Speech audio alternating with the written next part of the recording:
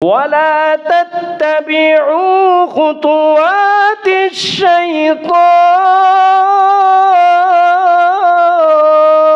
أعوذ بالله من الشيطان الرجيم بسم الله الرحمن الرحيم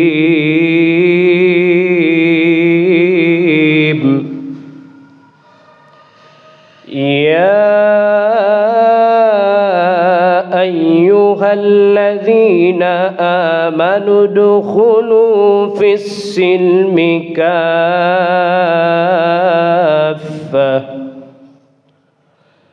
يا أيها الذين آمنوا ادخلوا في السلم كافة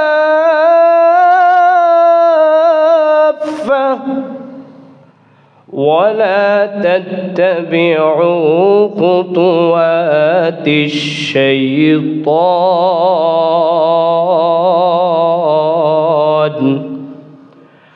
إنه لكم عدو مبين صدق الله العلي العظيم وقال رسول الله صلى الله تعالى عليه وسلم من تشبه بقوم فهو منهم أو كما قال عليه الصلاة والسلام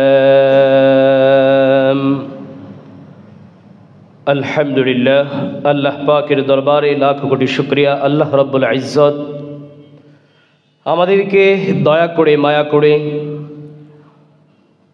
সীমাহীন অনুগ্রহ এবং নিয়ামত দান করে হাজারো মানুষ থেকে বাছাই করে আমাদেরকে তার দ্বীনের জন্য কবুল করেছেন, তার দ্বীনের গ্রহণ করার মুসলিম হিসাবে নিজেকে পরিচয় করার, সেই সাথে ইসলামের নির্দেশনায় সপ্তাহের এই শ্রেষ্ঠতম দিনে আগেভাগে আসার বসার, কোরআন সুন্নাহ থেকে নিজেদের জীবন ঘনিষ্ঠ পরকাল গুছাবার আলোচনাগুলো শুনবার বলবার তৌফিক দান করেছেন। যেই মহান রব্বুল ইজ্জাহ আমাদেরকে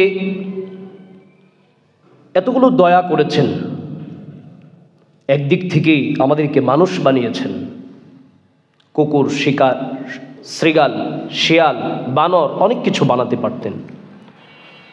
আবার সেই মানুষের মধ্যে সফলতম মানুষ হিসাবে যে আইডেন্টিটি ইসলাম, সেটি ধারণ করার তৌফিক দিয়েছেন। সেই সাথে ইসলামের এই নির্দেশনা মানবার, জুমার দিন আগেভাগে আসা, ইসলামের এই জুমার দিনের একটি সুন্নাহ, সেটি পালন করার তৌফিক রব্বে করিম নসিব করেছেন। এই নিয়ামতগুলো অনুভব করে দিল থেকে কালিমাতুশ শুকর পাঠ করে রব্বে করিমের দরবারে আওয়াজ করে দিল থেকে পড়ি আলহামদুলিল্লাহ। সম্মানিত মুসল্লিয়ানে কেরাম, আমি যে আয়াতে কারিমা আপনাদের মধ্যে তেলাওয়াত করেছি, সেই আয়াতে কারিমার মধ্যে আল্লাহ রাব্বুল আলামিন যে কথা বলেছেন, এর সরল তর্জমা হলো, হে ঈমানদারগণ, তোমরা পরিপূর্ণ ইসলামে প্রবেশ করো। হে ঈমানদারগণ, তোমরা পরিপূর্ণভাবে ইসলামে প্রবেশ করো। পরিপূর্ণ ইসলামে প্রবেশ করতে গেলেই সেক্ষেত্রে বাধা হয়ে যে দাঁড়াবে ইসলামের যে চাওয়া, সেটা হলো আল্লাহ পাকের চাওয়া। আর এর বিপরীতে যে ইসলামকে পছন্দ করে না, আল্লাহর জীবন বিধানের বিপরীতে গিয়ে যে দাঁড়িয়েছে, সে হলো শয়তান। শয়তান অসংখ্য সূরতে এই পরিপূর্ণ ইসলামে ঢুকতে গেলে বাধা হয়ে দাঁড়াবে। এবং তালবিসে ইবলিস নামে আলাদা কিতাব লেখা হয়েছে, ইয়া বড় কিতাব। এই কিতাবের অনুবাদও হয়েছে। শয়তানের মানুষকে ধোঁকা দেওয়ার, মানুষকে বিপথগামী করার, আল্লাহর পথ থেকে সরানোর এত অসংখ্য কৌশল এবং ফাঁদ তার জানা আছে, যেটা আমরা কল্পনাও করতে পারবো না। এমনকি আমরা একটা কথা শুনে থাকি, নেক্সট সুরতে ধোঁকা, মানে ভালো রূপে শয়তানি, রূপটা দেখা যাবে বাহ্যিক ভালো, এই ভালো রূপ দেখিয়ে শয়তান তার ফাঁদে নিয়ে যাবে।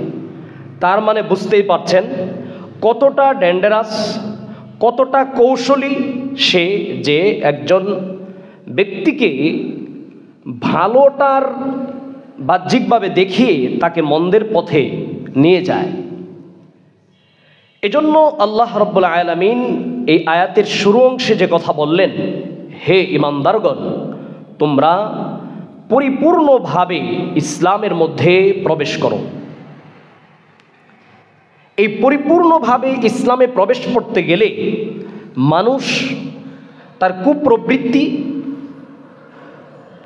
এবং শয়তানের যৌথ প্রচেষ্টায় সে ইসলামে পরিপূর্ণরূপে ঢুকতে বাধাগ্রস্ত হবে। নানানভাবে পূর্ণ ইসলাম প্র্যাকটিস করা থেকে, ইসলামী পরিপূর্ণ ব্যবহারিক জীবন যাপন করা থেকে তাকে নিষ্ক্রিয় করার চেষ্টা চলবে পুরোদমে। যেটা শয়তান পরিষ্কার বলেছে, শয়তানকে যখন অপদস্থ করে বের করে দেওয়া হয়েছে, আল্লাহ তাআলার কাছে সে আরজি করেছে তাকে ক্ষমতা দেওয়ার জন্যে। সে আল্লাহ তাআলা এই দোয়া কবুল করার পরে সে বলেছে, আমি মানুষের ডানে বামে পিছনে সর্বদিক থেকে তাকে আমি বিপদগামী করার চেষ্টা করব। লাআকউদান্না লাহুম সিরাতাকাল মুস্তাকিম। একেবারে মানুষের প্রকৃতি, মানুষের স্বাভাবিকভাবে মানুষের জন্য যেটা কল্যাণজনক, সেই সিরাতে মুস্তাকিমের উপরে সে চলতে চাইবে, কিন্তু সেই মহাসড়কের মধ্যেই আমি শয়তান ডাকাত বসে থাকব। শয়তান তাগিদ দিয়ে বলেছে, আরবিতে তাকিদের শব্দ লাম এবং নুন। আকউদ অর্থ বসে থাকা, সে এর আগে একটা লাম লাগিয়েছে এবং পরে একটা নুন। লাআকউদান্না লাহুম সিরাতাকাল মুস্তাকিম। আমি সিরাতে মুস্তাকিমের উপরে অবশ্যই অবশ্যই বসে থাকব। সুম্মা লাআতিয়ান্নাহুম মিন বাইনি আইদিহিম ওয়া মিন খালফিহিম ওয়া আন আইমানিহিম ওয়া আন শামাইলিহিম। আল্লাহকে সে বলে, এরপরে লাআতিয়ান্নাহুম, আমি মানুষের কাছে আসব, মিন বাইনি আইদিহিম, তাদের সামনে দিয়ে, ওয়া মিন খালফিহিম, তাদের পিছনেও আমি বসা থাকব, ওয়া আন আইমানিহিম, তাদের ডানেও আমি বসা থাকব, ওয়া আন শামাইলিহিম, তাদের বামেও আমি বসা থাকব। ওগো আল্লাহ, এর ফলে তারা সিরাতে মুস্তাকিমে চলতে পারবে না। আপনি এত নিয়ামত দিয়েছেন, এগুলো চোখে পড়বে না। দুনিয়ার সাময়িক বুক বিলাসে সে মত্ত হয়ে পড়বে, দুনিয়ার নেশায় পেশায় বুধ হয়ে যাবে, তাদেরকে পাগলের মতো মানুষ ব্যবহার করবে। আপনি ওয়ালা তাজিদু আকসারাহুম শাকিরিন। আল্লাহকে সে বলতেছে, এইভাবে যখন আমি ডানে বামে পিছনে সামনে তাকে যখন আমি এইভাবে তাকে যখন আমি বিপদগামী করার চেষ্টা করব, এতে করে অধিকাংশই বিপদগামী হয়ে যাবে। ফলে ওয়ালা তাজিদু আকসারাহুম শাকিরিন, আপনি তাদের অধিকাংশকেই আর শুকরিয়া গুজার পাবেন না, কৃতজ্ঞ পাবেন না। আপনি চোখ দিয়েছেন, ওই চোখ দিয়া আকাম করবে, একটু বারও দিল কাঁপবে না। আপনি সন্তান দিয়েছেন, ওই সন্তানের যথাযথ হেফাজত করবে না, ওই সন্তান বিপদগামী হবে, অন্যায় অশ্লীলতায় জড়াবে, তার মাথা ঘামানো নাই। সে বলবে ছেলেরা একটু আনন্দ ফুর্তি করবে। কথা বলেন ঠিক কিনা? আমাদের সমাজে আমাদের অভিভাবকদেরকে এই ভাইরাসে ধরছে কি ধরছে না? আল্লাহ রাসূল শয়তান বলে ওয়ালা তাজিদু আকসারহুম শাকিরিন, আমি যখন তাদেরকে সিরাতে মুস্তাকিমের উপরে এভাবে বসে যাব, তাদের ডানেও আমি আছি, বামেও আমি আছি, আমি শয়তান সব সময় তাদের দিলের মধ্যে ওয়াসওয়াসা দিব। আল্লাযী ইউওয়াসওয়িসু ফি সুদুরিন নাস, আমি ওই মানুষদের অন্তরের মধ্যে ওই খন্নাস শয়তান ওয়াসওয়াসা দিতে থাকবে, একের পর এক ওয়াসওয়াসা দিবে। ওই ওয়াসওয়াসা থেকে বাঁচার যে উপায়, আউযু বিল্লাহি মিনাশ শাইতানির রাজিম, আল্লাহর কাছে আশ্রয় চাওয়া, ওইটা সে চাইবে না। আল্লাহর দিকে ডাকলে সে লাফায়া আরেক দিকে যাবে, যদি ডাকা হয় টানা হয় এই দিকে, উল্টা বাঁকা মেরা যাবে আরেক দিকে। কিন্তু শয়তানির পথে ডাকার আগে হাজির। কথা কোন ঠিক কিনা? আমাদের সমাজে এটাই হচ্ছে কিনা? আমরা দিনে দিনে এমনই হয়ে যাইতেছি কিনা? এর ফলাফল খুব ভালো না। ওয়ালা তাজিদু আকসারহুম শাকিরিন। তো আমি কথা বলছিলাম প্রথম আয়াত নিয়ে, ইয়া আইয়ুহাল্লাযীনা আমানু দুখুলু ফিস সিলমি কাফা, হে ঈমানদারেরা ইসলামের মধ্যে পরিপূর্ণরূপে প্রবেশ করো। আমি বললাম পরিপূর্ণরূপে প্রবেশ করতে গেলে আল্লাহ সমস্যা কোথায়? আল্লাহ বলেন সমস্যা একটা হবে, আগেই তোমাকে জানায়া দেই, সে হলো শয়তান। শয়তান তোমার পদে পদে নেক স্রোতে ছলে বলে কৌশলে তোমাকে বিপদগামী করার চেষ্টা করবে। তুমি ঠিকই দাঁড়িয়ে রাখবে, তুমি ঠিকই হাজি গাজি হবে, কিন্তু তোমার মধ্যে পূর্ণ ইসলাম থাকবে না, ইসলামের আংশিক থাকবে। আফাতুমিনুনা বিবাদিল কিতাবি ওয়া তাকফুরুনা বিবাদ। আল্লাহ অন্য আয়াতে বলেন কিছু মানুষ দুনিয়াতে এমন থাকে, তাদেরকে উদ্দেশ্য করে বলেন আফাতুমিনুনা বিবাদিল কিতাব, কোরআনের কিছু অংশ মানবে, ওয়া তাকফুরুনা বিবাদ, আর কিছু অংশকে মানবে না। এরকম জগা খিচুড়ি আল্লাহ প্রদত্ত জীবন বিধানের শাস্তি কি? ফামা জাযাউ মান ইয়াফআলু যালিকা মিনকুম ইল্লা খিজিয়ুন ফিল হায়াতিদ দুনিয়া। যারা এরকম জীবন যাপন করবে, ফামা জাযাউ মান ইয়াফআলু যালিক, যারা এটা করবে তাদের জাযা, তাদের শাস্তি হলো যালিকা খিজিয়ুন ফিল হায়াতিদ দুনিয়া, দুনিয়ার জীবনে লাঞ্ছনা, দুনিয়ার জীবনে লাঞ্ছনা। আমরা কই কো দুনিয়ার জীবনে লাঞ্ছনা তো ধরলো না, আমি যে আরামে আছিলাম জীবনের মধ্যে, দুনিয়াতে ঠিকমতো আল্লাহর কথা শুনি নাই, আরাম হইতো ছিল। কিরম আরাম ছিল? 50 বছর গাদার মতো খাটছো তুমি, 50 বছর গাদার মতো খাটছো, জীবনটাকে নিঃশেষ করেছো, আর তুমি ভাবেছো তুমি তোমার জন্য কিছু করে ফেলছো, কিছুই লয়ে যাইতে পারো নাই। দুনিয়ার জীবনে তোমার লাঞ্ছনাই, কারণ তুমি দুনিয়া থেকে বিদায় হয়ে গেছো, যোগ্য সন্তান সৎকায়ে জারিয়া রেখে যাও নাই। তার মানে তুমি দুনিয়া থেকে বিদায় হওয়ার পরে তোমার কেমন লাঞ্ছনার জীবন। শোনো, এক তো বার্ধক্য বয়সেই সেই লাঞ্ছনার বিভিন্ন পরিষ্কার হয়ে যায়, বরং তোমার লাশ নিয়া আরো জমি জামা ভাগাভাগি লইয়া পেছ লাগে। যত কিছুই কও মানুষের সাধ্যের ভিতরে নাই, মানুষ বড় লোভী, মানুষ বড় অকৃতজ্ঞ। তুমি ভাবছো তোমার সন্তান তোমার চির আপন, নয় নয় নয়, তোমার সন্তান চির আপন হওয়ার মতো কোনো কায়দা কানুন দুনিয়াতে কারো জানা নাই। তুমি কে মহাবিজ্ঞানী হইলেও কাজ হবে না, মহাচিন্তক হইলেও কাজ হবে না, মহাশিক্ষিত হইলেও কাজ হবে না। ভালো কইরা যাই না রাইখো, তুমি যখন বিছানায় পইরা যাইবা, তোমার সন্তান একবার অতীত স্মৃতি মনে হবে, মনে হইয়া বলবে আহারে আব্বা এত কষ্ট করছে, আচ্ছা আব্বার জন্য কিছু করা দরকার। আরেকবার কব বুড়া মানুষ থাকারছে এখন কষ্ট হইব, দুনিয়াতে থাকলে ওনার কষ্ট হইব। আসলে তার কথাও যুক্তিক, থাকলে কষ্ট হইব, কারণ ওই সন্তানের ক্ষমতা নাই তাকে আরাম দেওয়ার। কারণ নিজে নিজে বাথরুমে গিয়ে পায়খানা করা আর বিছানায় পায়খানা করা কি এক সমান মজা নাকি? সন্তান প্রস্রাব পায়খানা পরিষ্কার করলো ধরে নিলাম, অনুগত সন্তান হলো, তাই কি অনুগত সন্তান হলেও তো লাভ নাই। এইটা তো দুনিয়াতে কিঞ্চিত, এইটা আপনার জন্য কল্যাণকামী হতে পারে। আপনি যদি পরিপূর্ণ ইসলাম মেনে চলেন তাহলে এইটার সওয়াব আপনি পেয়ে যাবেন। কিন্তু যদি পরিপূর্ণ ইসলাম না মেনে চলেন, আংশিক মেনে চলেন আর আংশিক না মেনে চলেন, তাহলে এটা নিরেট লাঞ্ছনা, পিওর লাঞ্ছনা, এর মধ্যে কোনো খাদ নাই। আল্লাহ পরের অংশে বলেন ওয়াউমাল কিয়ামাতি ইউরাদ্দুনা ইলা আশাদ্দিল আযাব, কিয়ামতের দিন এই লোক যে কিতাবের কিছু অংশ মানছে আর কিছু অংশ মানে নাই, একই কঠিন আযাবের দিকে ফিরিয়ে নিয়ে যাওয়া হবে। আচ্ছা আমি যদি বলি তোরে কঠিন শাস্তি দিমু, আচ্ছা আমার কঠিন শাস্তি আর একজন যিনি জল্লাদ নিয়মিত বিভিন্ন শাস্তি দিয়ে থাকে সে যদি বলে আমি কঠিন শাস্তি দিমু, এক হবে নাকি? আমার কঠিন শাস্তির দৌড় সর্বোচ্চ একটা চর মারা জোরে কইরা, আর ওই জল্লাদের কঠিন শাস্তির নানান সিস্টেম জানা আছে। আর যদি সে রিমান্ডে নিয়ে অভ্যস্ত থাকে, রিমান্ডে শাস্তি দেওয়ার কারিগর ওই লোকের আরো নানান কৌশল জানা আছে না নাই? তাহলে ওই লোক যদি কঠিন শাস্তি বলে, তার কাছে কঠিন শাস্তির বিভিন্ন ক্যাটাগরি আছে, সামান্য শাস্তি না ওই কঠিন শাস্তি।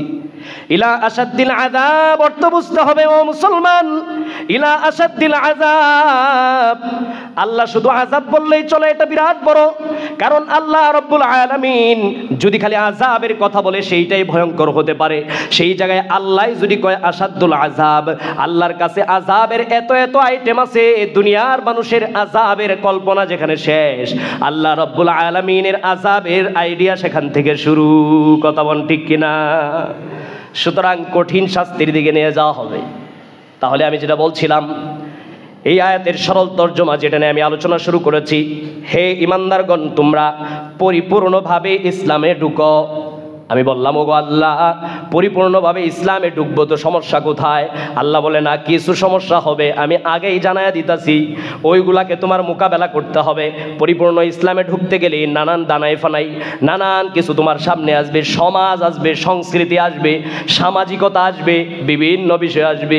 তুমি পরিপূর্ণ পর্দা করতে চাও, কারো সামনে যাবে না, তো এখন কি বলবে? তোমার ভাবি বলবে এটা কেমন দেবর, আবার ভাবি বলবে, ভাই বলবে এটা কেমন ভাবি আনছি, কোনো তাল তুল নাই, মানুষের সাথে ঠিকমতো মিশে না, এদিক সেদিক তাকায় না, জিজ্ঞাসা করে না, এত খাতির টাতির দেয় না, এইটা লইয়া সমাজে সমালোচনা চলবে। তুমি আস্তে করে কইবা পর্দা সারি, আমি আমার জীবন গড়ি, হওয়া উচিত ছিল আমি এই দুনিয়ার জীবন লাথি দিয়া পিছনে মারি, আমার পরকালের জীবন গড়ি। কিন্তু তোমাকে শয়তান ওই জায়গায় ধোঁকা দিয়ে দিবি।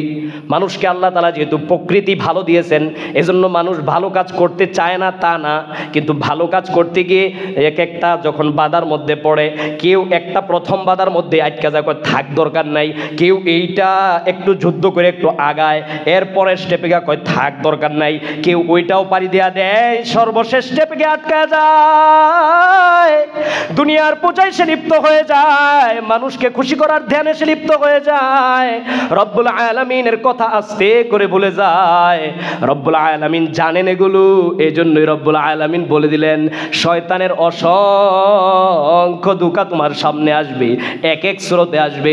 এজন্য আল্লাহ পরের অংশে বললেন পরিপূর্ণভাবে ইসলামে ঢুকবে, ঢুকতে গিয়ে একটা বিপদে পড়বে, সেই বিপদটার কথা আল্লাহ রব্বুল আলামিন পরের অংশে বলেন ওয়ালা তাত্তাবিউ খুতুওয়াতিশ শাইতান,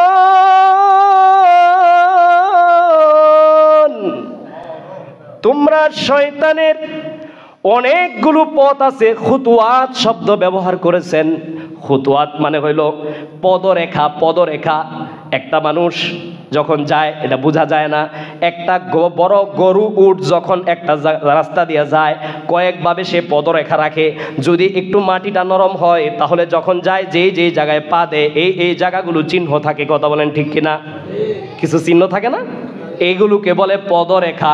মানুষ গেলে তো আর পদরেখাটা এত পরিষ্কার হয় না, কিন্তু অন্য ওই গরু উট যখন যায় তখন আস্তে আস্তে ওর পায়ের খুর গিয়া দাইবা যায় মাটির মধ্যে, মাটির মধ্যে দাইবা যাওয়ার কারণে একটা রাস্তার মতো হয়, অর্থাৎ এই দিক দিয়ে গেছে বোঝা যায়। এই খুতুয়াত মানে হলো পদরেখা। কয়টা পদরেখা? আল্লাহ রাব্বুল আলামিন বলেন খুতুওয়াতিশ শাইতান, শয়তানের একটা পদরেখা না, দুইটা পদরেখা না, জমা শব্দ ব্যবহার করেছেন, বহু বচন ব্যবহার করেছেন। অসংখ্য পদরেখা শয়তানের আছে, ওই পদরেখাগুলো যদি অনুসরণ করে ফেলো, তুমি চলতেছো পরিপূর্ণ ইসলামের মধ্যে, হাঁটতেছো, হঠাৎ করে দেখো একটা বাঁ সাইড দিয়ে পদরেখা গেছে, এই সাইড দিয়ে একটা পদরেখা গেছে, ওই দিক দিয়ে একটা পদরেখা গেছে, ডানে বামে পিছনে বিভিন্ন পদরেখা আছে। এই সোজা ইসলামকে একটু যদি নড়চড় হইয়া তুমি ওই পদরেখায় চলা শুরু করো, তাহলেই শয়তানের পদরেখায় ডুইকা গেলা। আর আমি রব্বুল আলামিন দয়া করে মায়া করে তোমাদেরকে বানাইছি যেহেতু মানুষ হিসাবে, কেউ যখন কিছু বানায় তার প্রতি মায়া তৈরি হয়। আমি রব্বুল আলামিন তোমাকে বানাইছি তোমাকে জাহান্নামে দেওয়ার জন্য না, তোমাকে বানাইছি তুমি জান্নাতি হও, তুমি জান্নাতি হও, তুমি জান্নাতি হও। আমি রব্বুল আলামিনকে চিনো, শয়তানের সঙ্গী হয়ো না, জাহান্নামী হয়ো না, এটা চাই। এই জন্য আমি বলে দিলাম, এই শয়তান কিন্তু তোমার সামনে অসংখ্য সূরতে আসবে। ইন্নাহু লাকুম আদুম মুবিন, সে তোমাদের প্রকাশ্য শত্রু। তোমাদের কাছে জানাইয়া দিলাম, সে তোমাদের প্রকাশ্য শত্রু। শয়তানকে কে দেখছেন? শয়তান দেখছেননি? আল্লাহ যে বললো প্রকাশ্য শত্রু, শয়তান দেখছেন কেউ? পিছনে কেউ থাকলে একটু হাত তোলেন। শয়তান দেখছেন কেউ? দেখলে আমরা জানবো যে শয়তানটা কেমন। সবাই জানার একটা আগ্রহ আছে না? কি বলেন, আপনাদের আগ্রহ নাই নাকি? শয়তান কেমন আর তারা যদি চিনে ফেলা যায় তাহলে ভালো হয় না? তা আপনাদের সবার আগ্রহ আছে না জানার? ওই যারা এখন আসতেছে ওনারা জানেন শয়তান দেখছেন কেউ? ওই পিছনে যে হাত মুছতেছেন শয়তান দেখছেন? সেটা জিজ্ঞেস করলাম এই জন্য যে কেউ না কেউ তো দেখতে পারে। যদি কেউ দেখে থাকে আমাদের জন্য বোঝা সহজ। কি বলেন? আমাদের জন্য বোঝা সহজ না? আচ্ছা, তাহলে শয়তান আমরা দেখি নাই, তারপরেও শয়তান প্রকাশ্য শত্রু। কিভাবে?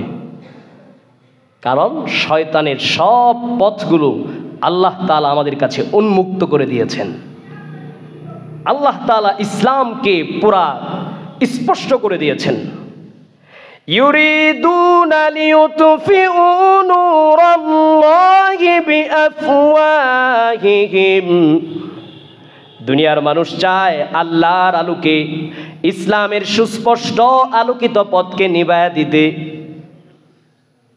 মুখের ফুৎকারে, কিন্তু আল্লাহ কি চান? ওয়াল্লাহু মুতিম্মু নূরিহি ওয়ালাউ কারিহাল কাফিরুন। আল্লাহ তাআলা তার নূরকে, এই আলোকিত ইসলামকে পরিপূর্ণ করে দিতে চান। ইসলামের পথ, ইসলামের আলো সারা পৃথিবীতে ছড়িয়ে দিতে চান। যদিও কাফের বেঈমান শয়তান এটা পছন্দ করে না। করে নাকি? আল্লাহ তাআলা যদি চান ইসলাম ছড়ায়া দিতে, কেউ ফেরানোর সুযোগ আছে? সবাই মিলে আমরা কইলাম না, আল্লাহ কেমনে ছড়াই দিব, আমরা করবো না। আপনি না করলে কোনো যায় আসে না। আপনি দেখবেন হঠাৎ করে আমেরিকা পুরা মুসলমান হয়ে গেছে, খ্রিস্টান সব মুসলমান হয়ে গেছে। অবাক করার কিছুই না। ইসলামের ইতিহাসে তাতারিদের যুদ্ধ শুনে থাকবেন। এই তাতারিরা মুসলমানদেরকে কচুকাটা করছে, রক্তের বন্যা। এই তাতারিরা রক্তের বন্যা বহায়া দিছে, রক্তের বন্যা বানায় ফেলছে। এইরকম ঐতিহাসিক ইসলামের রক্তক্ষয়ী অবস্থা তাতারিদের সময় হয়েছে। চিন্তা করা যায়? চিন্তা করা যায় না? যেই তাতারিরা মুসলমানদের জম হইয়া মুসলমানদের রক্ত নিয়ে গেল, ইতিহাস বলে সময়ের পালাক্রমে আল্লাহ ওদের মধ্যে ইসলামের দৌলত দিয়া দিল। বলেন সুবহানাল্লাহ। যেই তাতারিরা ইসলামের রক্তের ইতিহাস ঘটাইছে, ইসলাম দুনিয়া থেকে বিদায় হওয়ার ইতিহাস ঘটাইছে, ওই তাতারিরাই ইসলামকে উঠানোর, ইসলামকে পৃথিবীতে ছড়িয়ে দেওয়ার কাজে হাত দিয়েছে। এই জন্য আমি আপনি না করলে আল্লাহর কিছু যায় না। আমরা যে ভাব ধরি একটা ড্যাম কি আর বাবা রে ইসলাম, হ্যাঁ ঠিক আছে মানবো, ঠিক আছে, কিন্তু সব তো আর মানুষ যেত না। এই নন মানলে এই সমস্যা হইতেছে, এই নয় মানলে সমস্যা হইতেছে, বা আটটু পরে এমন জন যেত না। হুজুর থান, হুজুর এটা ঝামেলা করবেন না, আপনারা জ্বালায় ফেলছেন, মোল্লাগড় জ্বালায় আর থাকুন যায় না, মসজিদে ইমাম পাল্টাইন লাগবো। কি কন, আছে না নাই? আমরা আছি, আমরা কি আছি? লাভ নাই। আপনি পাইলে গেলে কিচ্ছু হইতো না। আল্লাহর এগুলা সব নেজাম করাস। আপনি কেউ ইসলাম গ্রহণ না করলে আল্লাহ কোনো যায় আসে না। সবাই মিলে আজকে মসজিদ তালা দিয়া দিলে আল্লাহর কোনো যায় আসে না। সবাই মিলে মসজিদ তালা দিয়া জানগা, আল্লাহর কিচ্ছু হবে না। আপনি হয়তো আজকেই গজব পাইবেন, নয়তো কয়দিন পরে, নয়তো কয়দিন পরে। এরকম ঘটনাও শোনা গেছে বেশ অনেক বছর আগে মুরব্বীদের থেকে শোনা। এরকম এক মসজিদ, যে মসজিদ দীর্ঘদিন পর্যন্ত কেউ নামাজ পড়তে আসে না। এই কনকনে শীতের মধ্যে ফজরে কাঠ ঠেকা পড়ছে। ওমা, যার কাছে দুনিয়ায় আসল, আরামটাই আসল, অর্থাৎ তিনি বুঝে নিছেন খাও দাও ফুর্তি করো, এটাই তোমার দুনিয়ার জীবন।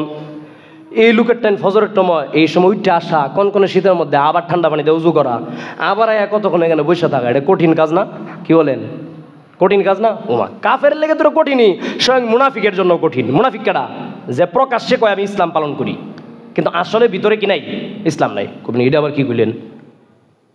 এমন ঘটনা, এটা মুনাফিক, এটা এমন এক ঝামেলার জিনিস যে আমি আপনি কোন সময় মুনাফিক হয়ে গেছি ঠিক জানা নাই। এই ঘটনার দলিল কি?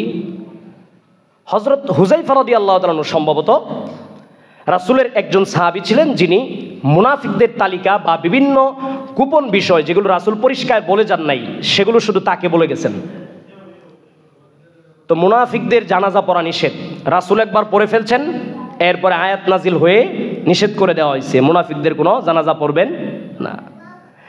এরপরে রাসূলের ইন্তেকালের পরে ওমর রাদিয়াল্লাহু তাআলা আনহু যখন জানাজায় যাইতেন, তখন তাকে জিজ্ঞাসা যাইতেন হুযায়ফাকে। এবং আরো আশ্চর্যের বিষয় হলো হযরত ওমর, কে নামটা কোন, কে? আরো জোরে কোন নামটা? আরো জোরে বলেন, আরো জোরে বলেন।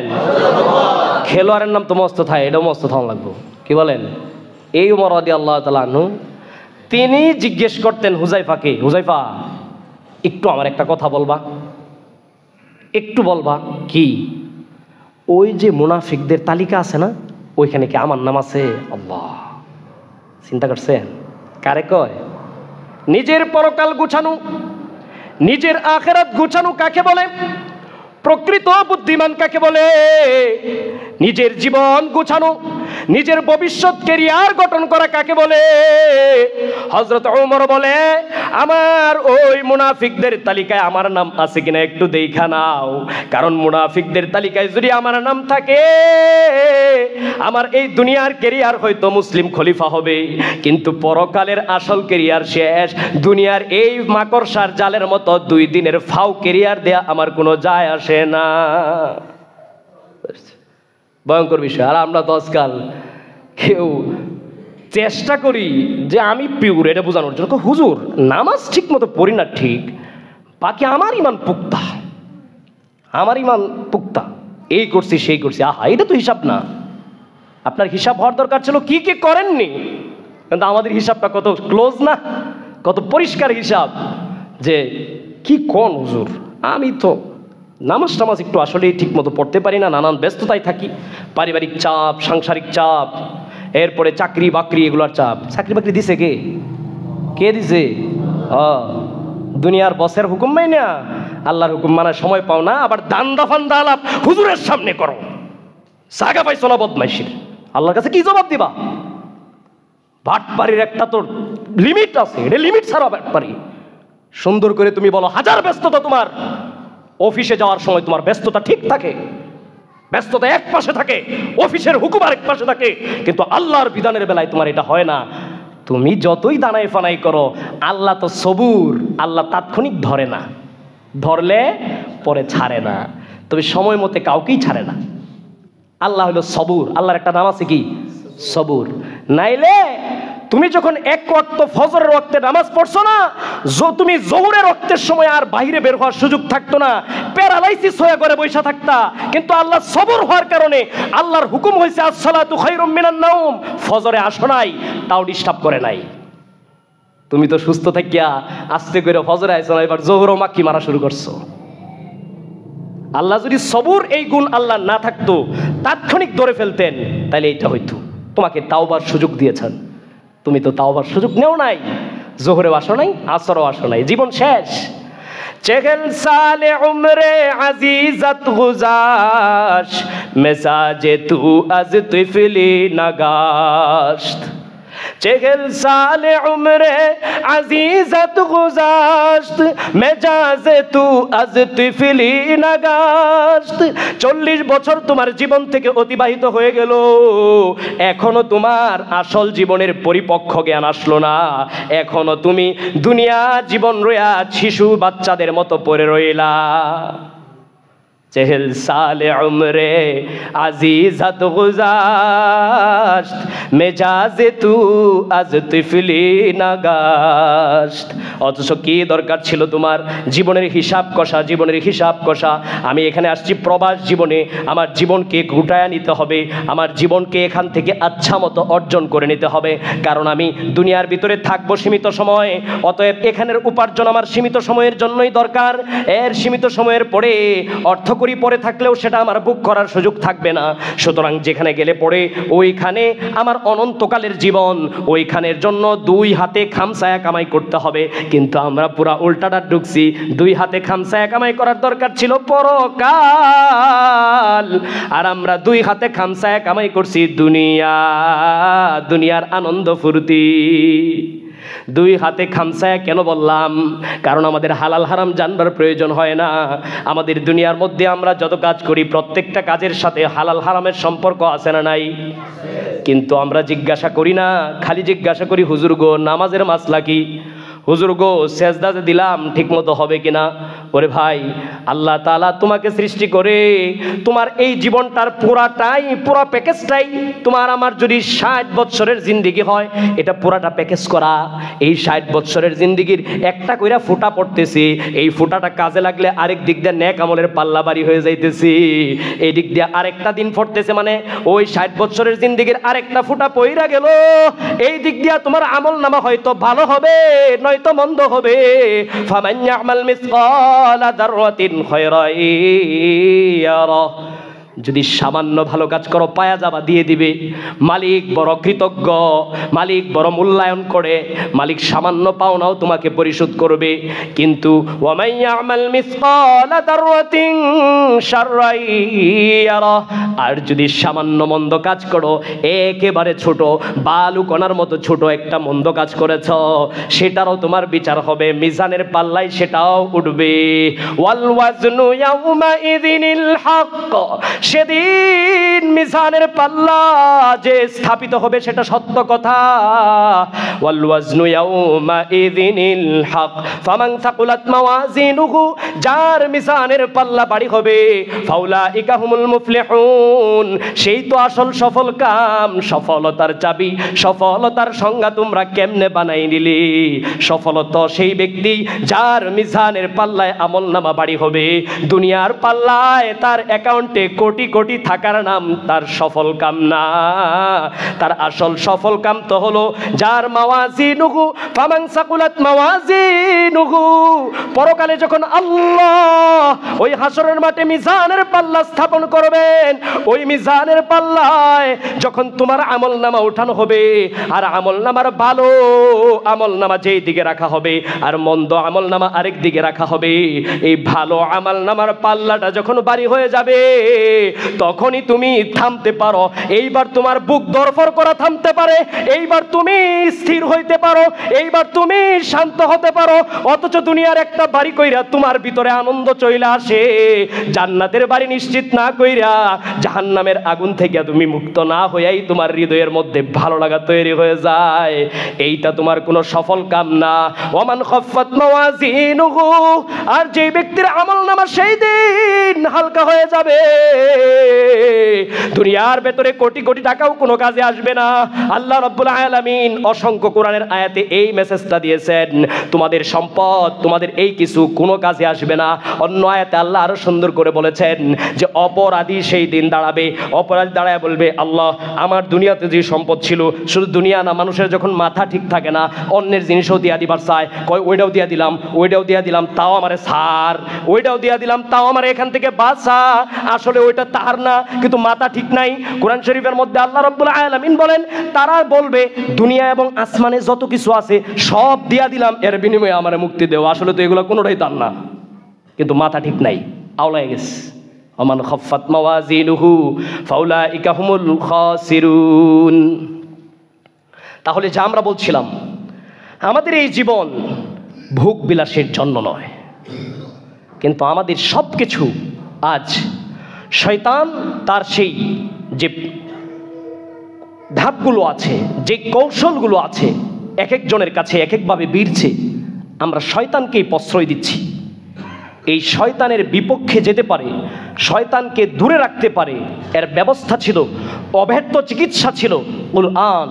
সেই কোরআন থেকে আমরা দূরে সরেছি, ইসলাম থেকে দূরে সরেছি, আংশিক মেনেছি সাংস্কৃতিক মনের তৃপ্তি এগুলোর জন্য, আর আংশিককে আমরা পিছনে ফেলে দিয়েছি।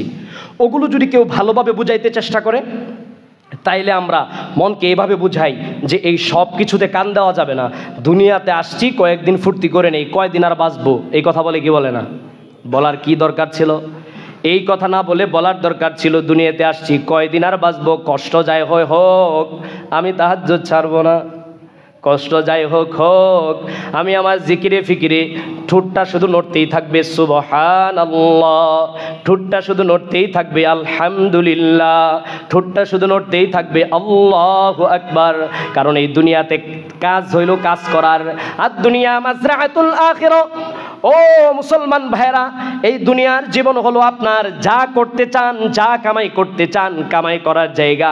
কবরে ওইটা বিশ্রাম, হয়তো ভালো বিশ্রাম নয়তো খারাপ বিশ্রাম।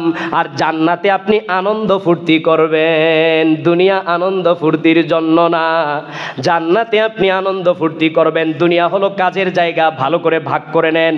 আপনার যে জীবন, এই দুনিয়া পরকাল জীবন, কবরের জীবন, হাসরের জীবন, জান্নাতের জীবন, এর মধ্যে ভাগ আছে। ভাগ অনুযায়ী বুঝা কাজ করতে হবে। দুনিয়া হলো আপনার কাজের জায়গা। কোনো মগায় যদি প্রবাসে গিয়া ঠ্যাঙ্গের উপরে ঠ্যাং তুল্লা বয়ে থাকে, তাইলে এই মগারে বাড়িতে জায়গা দিব না কি দিত না?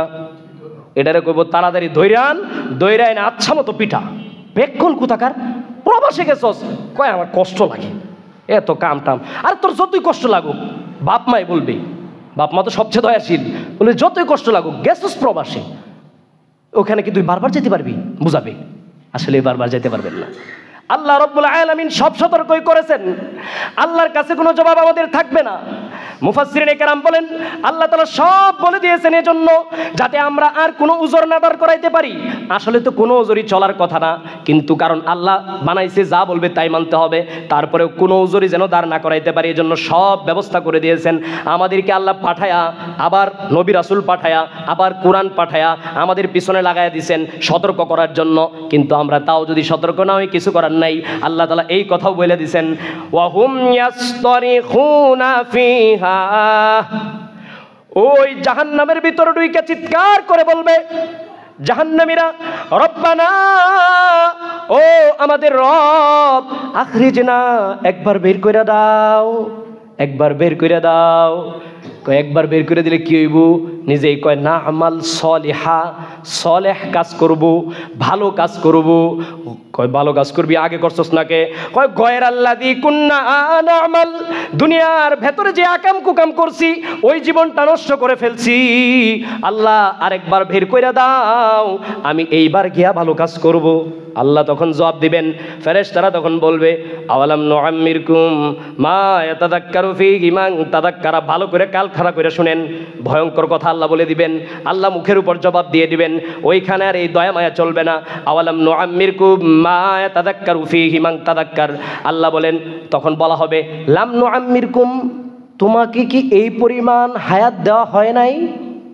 মা ইয়াতাযাক্কারু ফীহি মান তাযাক্কারা, যার ভালো হওয়ার ইচ্ছা আছে সে ভালো হয়ে যাইতে পারে, এই পরিমাণ সময় কি তোমাকে দেওয়া হয় নাই?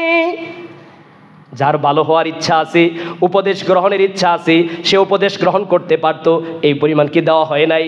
আওয়ালাম নুআম্মিরকুম মা ইয়াতাযাক্কারু ফীহি মান তাযাক্কার ওয়া জাআকুমুন নাযীর, তোমার কাছে কি কোনো সতর্ক বার্তা বহনকারী যায় নাই? তোমার কাছে কি সতর্ক বার্তা পৌঁছানো হয় নাই? তখন আল্লাহ বলবেন, এখন আর এগুলা উজর চলবে না, তোমার কাছে সবই গিয়েছে। ফাযুকু এই জাহান্নামের শাস্তি এখন ভালো করে আস্বাদন করো। ফামালিজ জালিমিনা মিন নাসির, ভালো করে মনে রাখো সেই দিন ওই অপরাধীদের কোনো সাহায্যকারী থাকবে না। কারণ আল্লাহ যেখানে সাহায্যকারী না, আর কেডা সাহায্য করবে? দুনিয়ার জীবনে কেউ অন্যকে সাহায্য করতে পারে, পরকালে কেউ কাউকে সাহায্য করার সুযোগ। এই জন্য সম্মানিত হাজিরিন, আমাদের এই ভোগবিলাসী জীবন থেকে বেরিয়ে আসতে হবে, পূর্ণ ইসলামে ঢুকতে হবে। আজকে আমার আলোচনার সার কথা ছিল, মূল আয়াতের কথা ছিল এটাই, পূর্ণ ইসলামে আমাদেরকে ঢুকতে হবে। পূর্ণ ইসলামের অর্থ কি? ইসলামে যা আছে তা মানব, যা নাই তাকে পিছনে ফেলব। এই ক্ষেত্রে আমাকে যত কিছু করতে হয় সেটাই করব। আমার পরিবার ম্যানেজ করতে হয়, সমাজ ম্যানেজ করতে হয়, রাষ্ট্র ম্যানেজ করতে হয়, সব ম্যানেজ করব, কিন্তু আমি ইসলামে যা নাই তার অনুসরণ করতে পারবো না। কয়দিন পরে, আজকে ইংরেজি কয় তারিখ? আজকে ইংরেজি কত তারিখ? বলেন, অনেকে আবার চালাক, বলবে হুজুর ইংরেজি বললে পরে হুজুর বলবে আরবিটাও বলেন, পরে না পারলে হুজুর আবার আমাদেরকে ধরাইবে। আমি ধরাইতাম কি? আমি ধরাইলেই কি আপনাদের, আর না ধরাইলেই কি? আপনাদের যদি ত্রুটি থাকে সেটা তো সংশোধন করতে হবে। জুমার বয়ানগুলো হলো আপনার আমার জন্য ক্লাস। ছাত্র যেমন তার খামি দূর করে, ত্রুটি দূর করে, তার সমস্যা দূর করে, আমাদের উচিত জুমার বয়ানগুলোকে নিজের সমস্যা দূর করার প্রেসক্রিপশন হিসাবে নেওয়া। তাহলে দেখুন, আজকে 27 তারিখ, 31 তারিখ নামে যে তারিখটা আছে, সেই দিন আমাদের দেশে নতুন এক শয়তানির আমদানি হয়েছে। তার নাম কি? থাকে, পচা নাম নিয়েন না, এর নামই হারায় ফেলেন। ফালতু কাজ। মানুষ বুঝি এত পাগলা হয়? পাগলামির তো একটা লিমিট আছে, তাই না? এরপরে মুসলমান হয়ে কিভাবে 31st নাইট আমরা উদযাপন করি? মুসলমানকে দুইটা উৎসব আল্লাহ দিয়েছেন, ঈদুল ফিতর, ঈদুল আজহা। এখন যা বলবো খেয়াল করে শুনেন, খুব গুরুত্বপূর্ণ কথা। মুসলমানের যেই ইসলামের দর্শন, যেই লজিক উৎসব ইত্যাদির ক্ষেত্রে, সেটা হলো ইসলাম চায় মানুষকে শুধু ভোগ নয়, ত্যাগেও আনন্দ দিতে। কি বলেন? আনন্দ দুই রকম আছে, ভোগে আনন্দ, ত্যাগে আনন্দ। আপনি বাজারে গেছেন, নিজের ছেলের জন্য মাছ কিনবেন, এই মধ্যে একজন অসহায় মানুষ তার চিকিৎসার জন্য হাত পেতেছে, দিয়া দিছেন, খারাপ লাগতেছে, কিন্তু আবার ভালো লাগতেছে কিনা? ভোগে নয়, ত্যাগে আনন্দ। এটা ইসলাম শেখায়, শুধু ভোগ নয়। আর ইসলামের যেই অনুষ্ঠানগুলো, সেগুলো খেয়াল করেন। ঈদুল ফিতর তুমি খাইবা ঈদের দিন, ঈদের আগে ঈদুল ফিতর দেও। সদকায়ে ফিতরের আগেই দিতে হবে। তুমি খাইবা তো আরেকজনরে খাওয়ায় নেও, আরেকজনরে খাওয়ায় নেও, শুধু নিজে না আরেকজনকেও খাওয়াও। শুধু ভুগে যেন পাগল না হয়ে যাও, কিছুটা তোমার থেকে ত্যাগও হোক। এমনইভাবে কোরবানির ঈদ যখন আসে, মুসলমান সে যদ্দুর খায়, সে যদ্দুর খায়, অন্যকেও অবশ্যই দেওয়ার চেষ্টা করে, তাকে দিতে হয়। তার মানে ইসলামের শিক্ষা হলো দুনিয়াটা ভোগবিলাসের জন্য নয়, নিজে ভোগের আনন্দ যেমন পায় বা ত্যাগের আনন্দ তোমার পাওয়া উচিত। একটা বাচ্চা লাফায়া পুকুরের মধ্যে পইরা সেটা মারা যাইতেছে, তুমি তোমার জীবনের রিস্ক নিয়ে তুমি লাফায়া ওই বাচ্চাটাকে নিয়ে আসলা, বড় ত্যাগ করলা, বড় রিস্ক নিলা, এইটার মধ্যে একটা আনন্দ আছে, বাচ্চাটাকে আমি বাঁচাইছি। এই ত্যাগের আনন্দ, এই ত্যাগের আনন্দ ইসলাম শিখায়। আর সারা দুনিয়া চায় শুধু ভোগের আনন্দ শিখাইতে। এই জন্য দেখবেন এই শয়তানদের সংস্কৃতি যেগুলো আছে, এগুলোর মধ্যে অন্য কিছু নাই, শুধুই আছে ভোগের আনন্দ। এবং সেই ভোগের মধ্যে শয়তানি অশ্লীলতা, নানান মদ, জুয়া, হারাম ইত্যাদি সব কিছু একাকার বানায়া, পচা নোংরামি, মানুষের ক্ষতি, এগুলো দিয়া ভরে ফেলে। আপনারা কি শুনছেন নাকি যে এই যে 31st নাইট যেটা কইলেন, এই 31শে ডিসেম্বর, এই টাইমে কেউ সবাই ঘোষণা দিবে আজকে রাত 12টার সময় চিৎকার করে উঠতে হবে। আপনারা জানেন এর আগেও বহু দুর্ঘটনা ঘটেছে। ওই দিনের রাত্রে চিৎকারে একটা শিশু বাচ্চা সেটা হার্ট স্ট্রোক করে সেটা মারা গেছে, শুধু এটা একটা ঘটনা না, জনবিচ্ছিন্ন কোনো ঘটনা না, একটা আকস্মিক ঘটনা না, এইরকম ঘটনা অহরহ ঘটে। সেগুলা কিছুটা হয়তো বেশি সিরিয়াস বিষয় হলে সামনে আসে, নয়তো সামনে আসে না। আর সেই চিৎকারগুলো কিসের চিৎকার? ভালো কিছুর চিৎকার না, নোংরামির চিৎকার। আপনি হয়তো জানেন না, আপনার না হোক এজন্য আপনার বলি না। দেখা যায় ওই দিন ওই ভাইয়ের, কোনো ভাইয়ের মেয়ে ওই দিন প্রথম দর্শনের খাতায় নাম লিখেছে, ওই দিন প্রথম সে দর্শিতার সাথে প্রথম তার কানেকশনটা হয়েছে ওই দিন, মানে ওই নারীটার ইজ্জতের উপর হামলার পরিকল্পনা ওই দিন হয়েছে। আর অসংখ্য নারী ওই রাতে জিনা ব্যভিচারে লিপ্ত হয়েছে, অসংখ্য পুরুষ যুবক যুবতী তারা অশ্লীলতার মধ্যে ওই দিন প্রথম নাম লেখাইছে, প্রেম প্রীতি নানান নোংরামির সাথে ওই দিন প্রথম জড়িত হয়েছে। জীবনে কখনো মদ খায় নাই, ওই দিন প্রথম বন্ধুরা কয় আজকে বেড়া খাইবি না, খাও দাও ফুর্তি করো, এমন দিন আর আসবে না, আজকেই জয় করো। সেই হিসাবে তাড়াতাড়ি একটা মদ টান দেও। জীবনে কখনো মদ খায় না, মদ খাইছে, এরপর থেকে ওর জীবন ধ্বংস হওয়া শুরু হয়েছে। ওই অশ্লীলতা, ওই মদ, ওই জুয়া ওই দিন শুরু হইতেছে। ওই জায়গাটাকে আমরা উপলব্ধি করতেছি, আমরা সেটাকে আরো সত্যায়ন করতেছি। অভিভাবকরা বলতেছি সন্তান বাচ্চা কাচ্চা এরকম কিছু করবেই, আজকালের পোলাপান কিছু বলা যাবে না। এটা যদি বলেন তাহলে আপনার ছেলে যখন মদ খায়া কিছুদিন পরে অভ্যস্ত হয়ে যায়, যখন গাঁজা খায়া কিছুদিন পরে অভ্যস্ত হয়ে যায়, হিরোইন খায়া অভ্যস্ত হয়ে যায়, একটা আপনার মনে চায় না এমন মেয়ে বিয়ে করুক, এটা আওলা জাওলা একটা বিয়ে করে লইয়া পরে, তখনও খেপা যাবে না, গোড়াই খেপবেন না, গিয়া সব কিছু হয়ে যাবে, পরে খেপবেন, লাভ কি? গাছ ইয়া বড় হয়েছে, এখন এটা উঠান যাবে টান দিয়া, পিচ্ছি থাকলে আপনি এটা উঠায় ফেললেন না কেন? এই জন্য পেয়ারে হাজরিন, এই 31 নাইট এটা কয়েক দিক থেকে খারাপ। এক তো হলো এটা মুসলমানের সংস্কৃতি না, মানে মুসলমানের কোনো ইবাদত না, উল্টা এইটার মধ্যে ইতিহাস জড়িত অনেকগুলো। একে তো এক সময় এটা ছিল আপনার প্রকৃতি পূজারীদের পূজার দিন, এরপরে এটা ধীরে ধীরে খ্রিস্টীয় একটি পূজা হিসেবে আসছে। ডিসেম্বরে আরও কিছু বড়দিন মরদিন আছে তাদের, খ্রিস্টীয় একটি সংস্কৃতি হিসেবে আসছে। এরপরে পরে তো বাংলাদেশে এটা সবার উৎসব হয়ে গেছে। আমাদের একটা পচা অভ্যাস আছে, একটা কিছু দেখলে ওটা যদি পায়খানাও হয় এটাই সবার, মানে এটা যেহেতু সবার কাছে জনপ্রিয় তাহলে এটা সবার, কিন্তু একবার ছায়া দেখি না যে এটা আসলে কি জিনিসটা। বোতলের মধ্যে লেহা ঘি, কিন্তু এটা যে ঘি না, বড় গড় জায়গায় যে ছুড়ু গো, আর ওইটার যে রস্যকার দেওয়া, রস্যকার দেওয়া, এইটার খবর নাই। ঘির জায়গা ঘি লিখে রাখছে, কিন্তু ভিতরে যেটা ওইটা বানান করলে কি হবে, ছোট গ আর রস্যকার, এটার খবর নাই। আমাদের এই অবস্থা। এজন্য পেয়ারে হাজরিন, আমাদের এইগুলো করা যাবে না। আমরা এই ধরনের যেটা একটা পূজা, এটা এই দিনের কোনো ধরনের আনন্দ করা সর্বতভাবে হারাম। ঠিক এই টাইমে আমরা কোনো আবাদত করব না, কারণ আবাদত করলেও এটা কি হয়ে গেল, নির্দিষ্ট একটা সময়ে এই 31 নাইট ডেকে উপলক্ষ করে আবাদত হইল, অথচ এইটাকে উপলক্ষ করে আবাদতের কোনো সিস্টেম নাই। এইটাও আগামীকালের মতো একটা স্বাভাবিক দিন। বরং আমাকে ভাবা উচিত যে আমার জীবন থেকে ফুরিয়ে গেল একটি বছর, হয়তো আমার জীবনে আবারও আসবে 31শে ডিসেম্বর, তবে এইটা নয়। আমরা অনেক সময় নাচি যে আইসি আবার ওই দিন গোড়ার ডিম আইসি, আপনার 31শে ডিসেম্বর যেটা আপনার জীবন থেকে যাওয়ার এটা গেছে গা, ওটা আর আসে নাই, ওটা তো চলে গেছে। মনে করেন আপনার জীবনে 31শে ডিসেম্বর ছিল 50টা, এর মধ্যে একটা গেছে গা, ওইটা আর আসে নাই। আমরা মনে করি ওই দিন আবার ফিরে আসছে, ওই দিন আর ফিরে আসে নাই। এই জন্য আমাদের উচিত হবে যে আমরা হিসাব নিকাশ করব, একটি বছর চলে গেল, আমাদের জীবন থেকে হারিয়ে গেল অনেক কিছু।